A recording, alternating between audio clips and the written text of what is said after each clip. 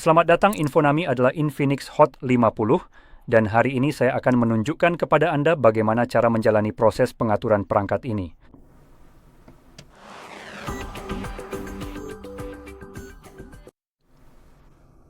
Sekarang ketika Anda menyalakan ponsel ini untuk pertama kalinya, Anda seharusnya akan melihat layar yang sama seperti yang saya tampilkan di sini, meskipun biasanya akan menggunakan bahasa Inggris atau bahasa sesuai wilayah tempat Anda berada saat ini. Bagi saya, seharusnya itu akan menggunakan bahasa Polandia, tapi saya tadi tidak sengaja menyentuh layar sehingga berubah ke bahasa yang ada di bawah jari saya.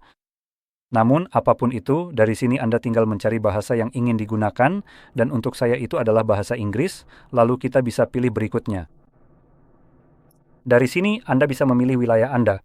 Sekarang, dalam hal kegunaan perangkat ini, sejauh yang saya tahu, pilihan ini tidak berpengaruh sama sekali. Jadi, karena ini sama sekali tidak berpengaruh, saya sarankan memilih negara yang merupakan bagian dari Uni Eropa. Saya akan mencari Polandia, karena di Polandia kita memang memiliki hak konsumen yang jauh lebih baik. Begitu juga dengan negara-negara lain yang merupakan bagian dari Uni Eropa. Alasan saya menyarankan memilih negara mana saja di Uni Eropa adalah semata-mata karena hak konsumen tersebut, dan juga ada alasan lain yang mungkin terdengar seperti teori konspirasi.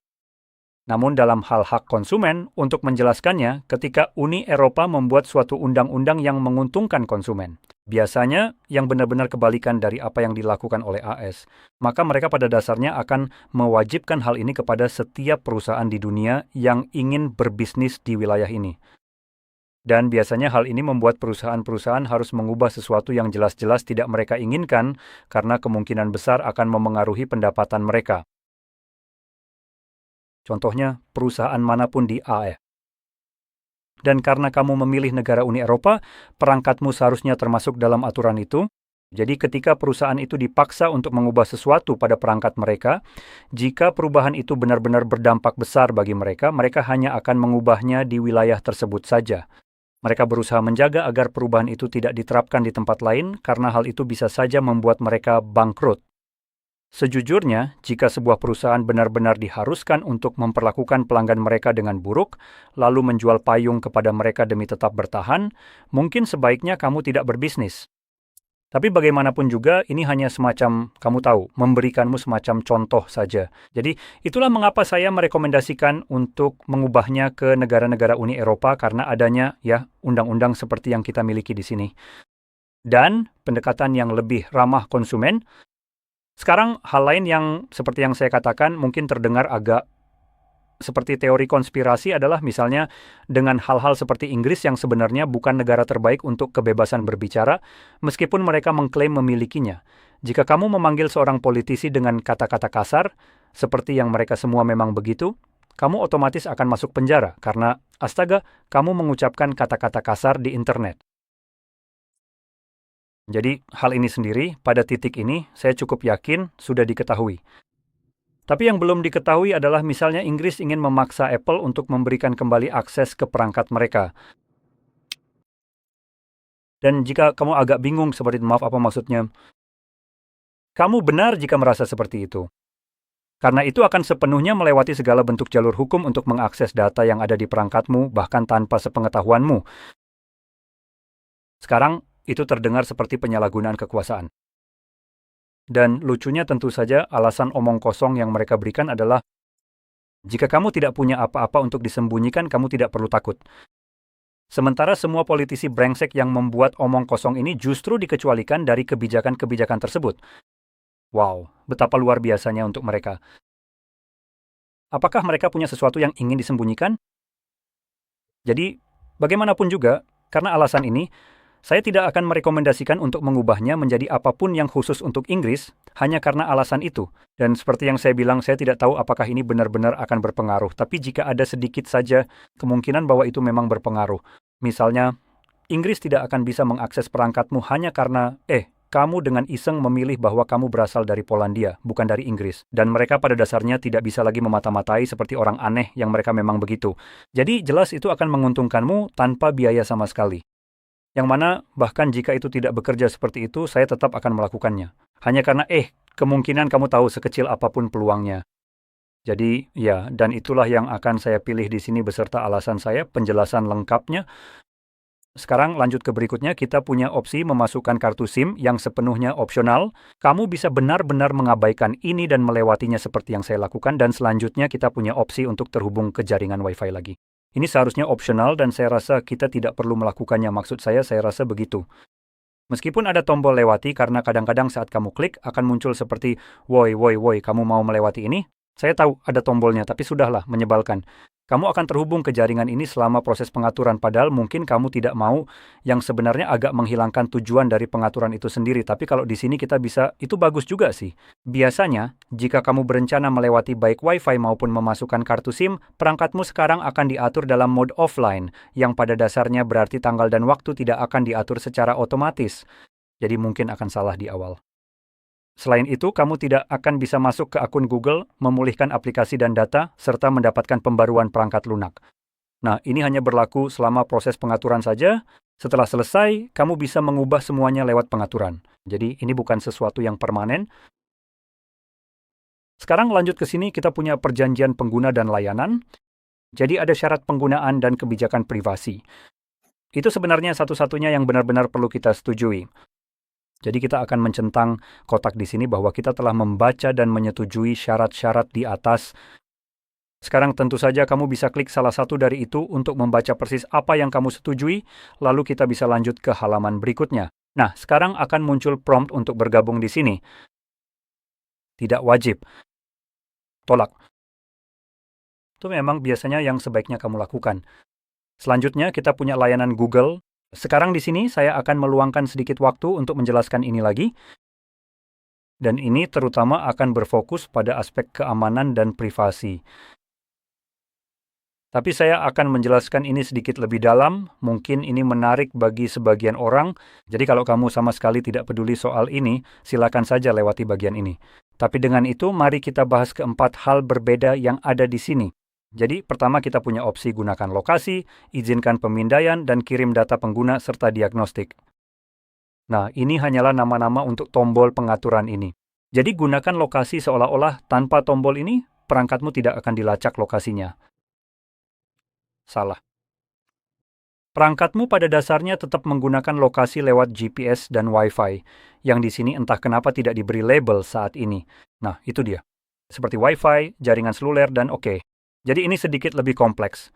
Tapi jelas ada informasi lain yang hilang di sini, yang berarti ini seperti berbohong dengan menghilangkan fakta, dan itu memang benar-benar terjadi. Sebagai tombol yang secara harfiah diberi label gunakan lokasi, secara logika jika kamu mematikannya, perangkatmu seharusnya tidak bisa dilacak. Logikanya begitu kan? Ini seperti kalau kamu membeli sesuatu, kamu berharap memilikinya. Jadi, ya, dengan fitur itu dimatikan, perangkatmu sekarang benar-benar tidak terhubung ke jaringan manapun.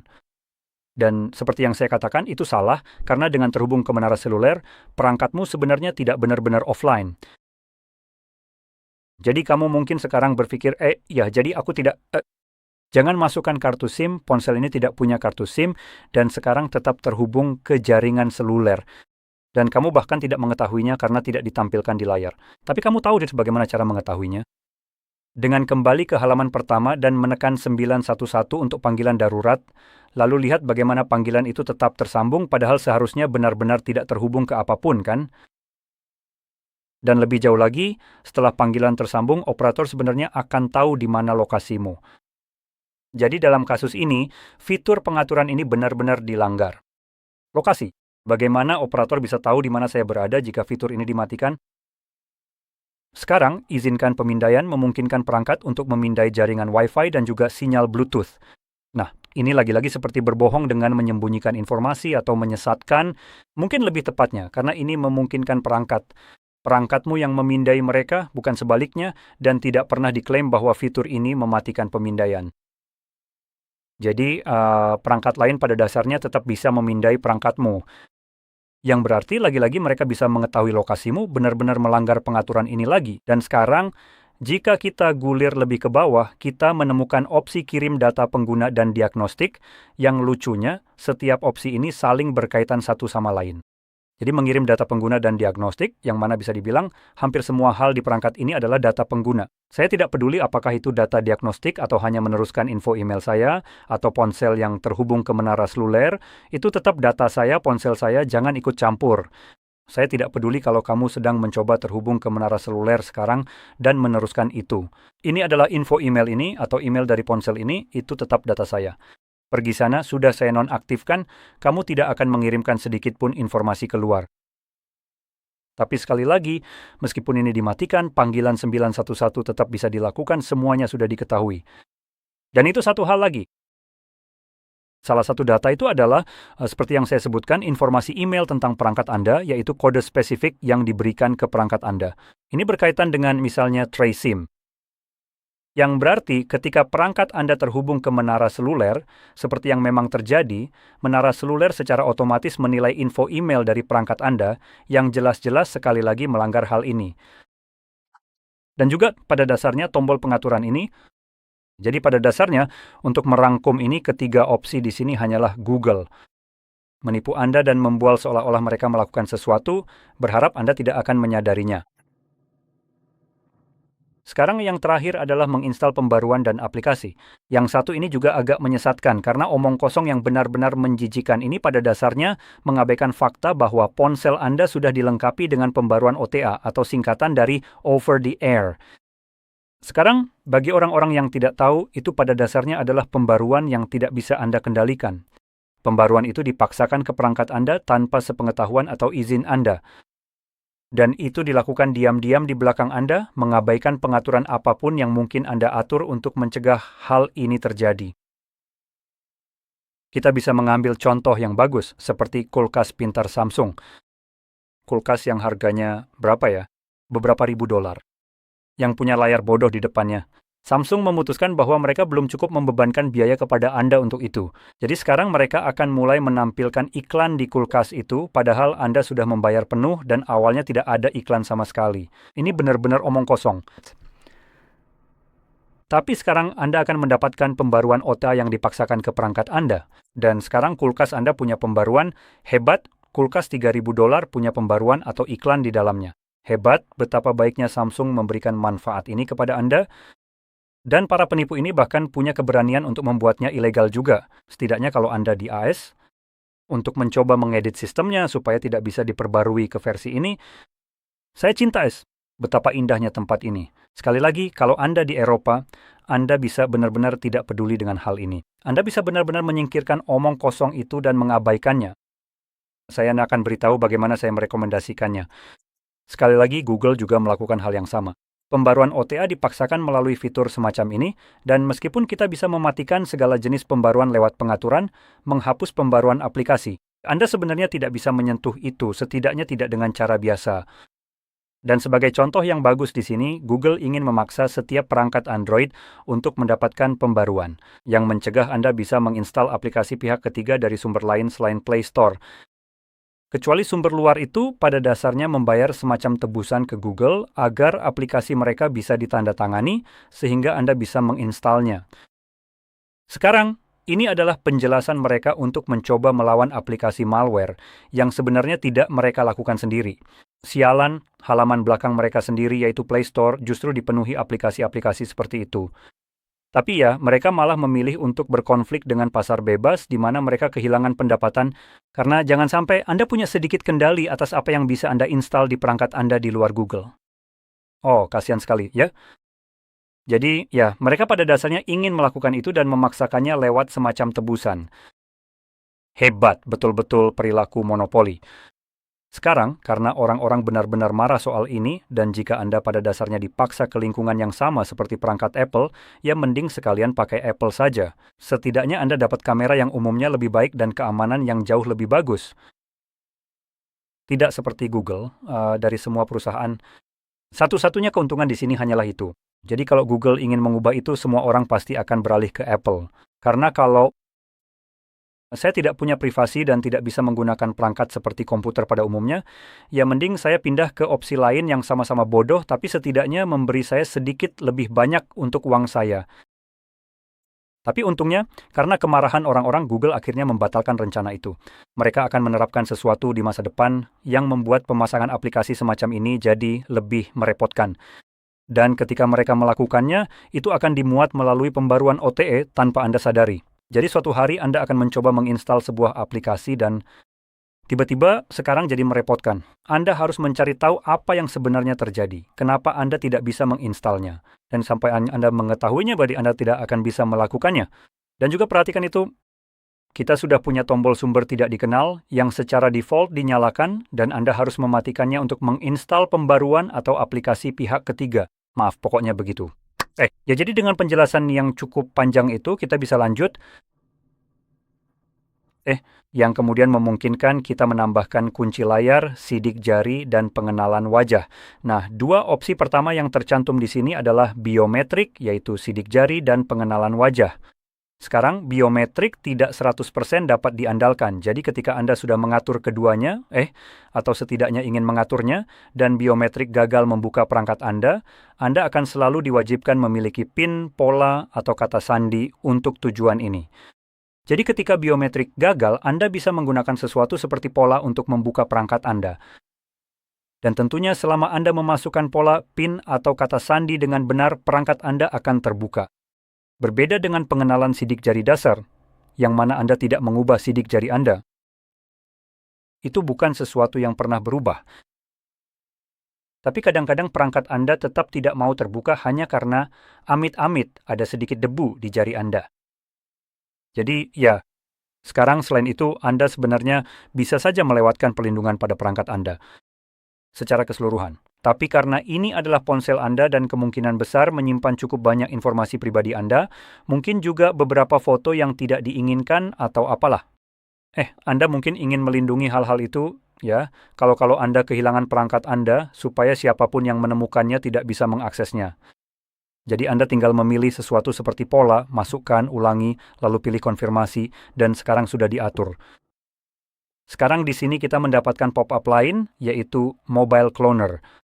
Sekarang, jika Anda sedang beralih ke perangkat ini sekarang, dan Anda masih memiliki perangkat lama yang masih berfungsi, yang bisa Anda lakukan adalah ambil perangkat lama Anda. Unduh. Kecuali itu sudah merupakan ponsel Infinix, maka cukup buka aplikasi ini di perangkat tersebut. Tapi jika itu merek lain, Anda harus mengunduh Mobile Cloner dari Play Store. Buka aplikasinya. Dan Anda bisa menghubungkan kedua perangkat ini, yang lama dan yang baru, lalu memindahkan semua data dari perangkat lama ke perangkat baru. Ini sebenarnya cara yang sangat bagus untuk memigrasi semua data pribadi Anda. Saya sangat merekomendasikan menggunakan cara ini. Cara lain adalah melalui Google Backup, tapi saya tidak merekomendasikannya. Itu cukup buruk. Yang ini jauh lebih baik. Sekarang, saya tidak punya apapun yang ingin saya pulihkan ke perangkat ini. Saya akan memilih lewati di sini. Anda juga bisa menggunakan aplikasi ini setelah langkah ini. Aplikasinya ada di layar utama Anda, di suatu tempat. Jadi Anda bisa langsung membukanya dari sana dan melanjutkan memindahkan data kapanpun Anda mau. Sekarang, lanjut. Apa berikutnya di sini? Kita punya navigasi sistem, ada tombol atau gestur. Pilih saja yang Anda suka. Saya akan memilih gestur. Dan ini menyelesaikan proses pengaturan, jadi setelah Anda klik panahnya, seharusnya layar utama kita akan muncul dan ya, seperti itu. Jadi jika Anda merasa ini sangat membantu, jangan lupa untuk like, subscribe, dan terima kasih sudah menonton.